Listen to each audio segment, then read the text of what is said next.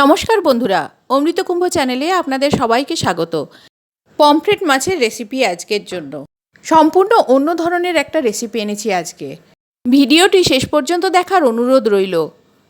রেসিপির জন্য মাছগুলো প্রথমে নুন, হলুদ আর লেবুর রস দিয়ে ম্যারিনেট করে নিচ্ছি। ভিডিও ভালো লেগে থাকলে শেষ পর্যন্ত দেখার পরে চ্যানেলটিকে সাবস্ক্রাইব করে উৎসাহ দেবেন আর বন্ধুবান্ধবদের কাছে শেয়ার করে রাখবেন। কথা বলতে বলতে মাছগুলো নুন, হলুদ আর লেবুর রস মাখানো হয়ে গেছে। এবারে মাছটাকে 10 থেকে 15 মিনিট রেস্টে রেখে দেব। তারপর কড়াইতে তেল গরম করে এক এক করে ভেজে নেব।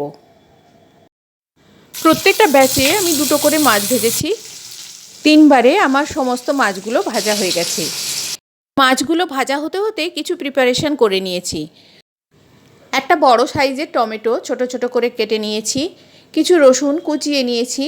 2টো কাঁচা লঙ্কা লম্বালম্বিভাবে চিড়ে নিয়েছি আর 2টো কাঁচা লঙ্কা ছোট ছোট করে কেটে নিয়েছি।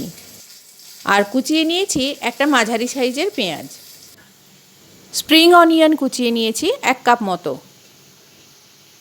একটা বাটিতে 2 চামচ টমেটো সস নিয়েছি। এর মধ্যে 2 চামচ সয়া সস মিশিয়ে দিচ্ছি। 2টো একসাথে ভালো করে মিশিয়ে নিয়ে পরবর্তী রান্নার জন্য রেডি করে রাখলাম। ইতিমধ্যে আমার সমস্ত মাছগুলো ভাজা হয়ে গেছে। এবারে মাছ ভাজার কড়াইতেই দিয়ে দিলাম 1 চামচ কালো জিরে। এর মধ্যে দিয়ে দিচ্ছি রসুন কুচি, দিয়ে দিচ্ছি পেঁয়াজ কুচি। এগুলো একটু নাড়াচাড়া করে ভেজে নিলাম। তারপর এতে দিয়ে দিচ্ছি কাঁচা লঙ্কা কুচি আর টমেটো কুচির অর্ধেকগুলো, বাকি অর্ধেকটা পরে ব্যবহার করব। দিয়ে দিচ্ছি পরিমাণ মতো নুন আর গুঁড়ো হলুদ। নুন হলুদটা মিশিয়ে একটু ভেজে নেব। তারপর দিচ্ছি 1 চামচ ধনে গুঁড়ো। এরপর খানিকটা জল দিয়ে একটু কষিয়ে নেব।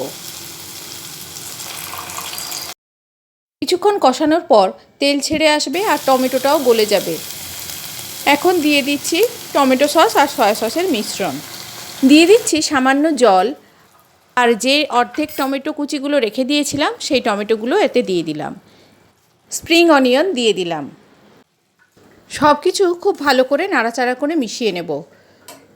তারপর এর উপরে একটা একটা করে মাছ বসিয়ে দেব। সব মাছগুলো দিয়ে দেওয়ার পর উপর থেকে খানিকটা জল দিয়ে দিলাম। তারপর এক পাশ ভালো করে ফুটতে দেব। মিনিট খানেক ফুটিয়ে নিয়ে একটা একটা করে মাছ খুব সাবধানে উল্টে দিচ্ছি। সব মাছ উল্টে আবারও মিনিট খানেক ফুটিয়ে নেব।